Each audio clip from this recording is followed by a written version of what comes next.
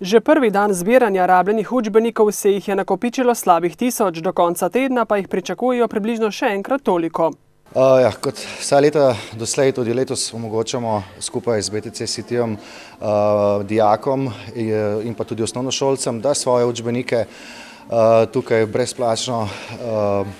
z brezplačnim posredovanjem prodajo rabljene in pa seveda kupijo še aktualne učbenike. Letos so predstavili tudi nekatere novosti.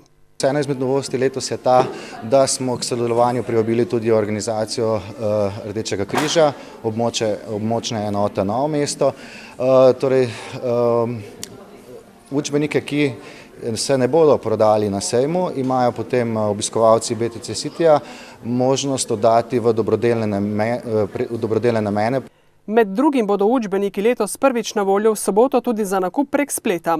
Sicer pa rabljeni učbeniki danes, ko se zateguje pas po dolgem in počez, postajajo prej pravilo kot izjema. Vsak evro prav pride, tako da imajo nekje možnost tako prodati kot kupiti, je zmeraj dobrodošlo. Sejem bo sicer trajal do petka, po izkušnjah prirediteljev pa bodo prodali približno polovico vseh učbenikov.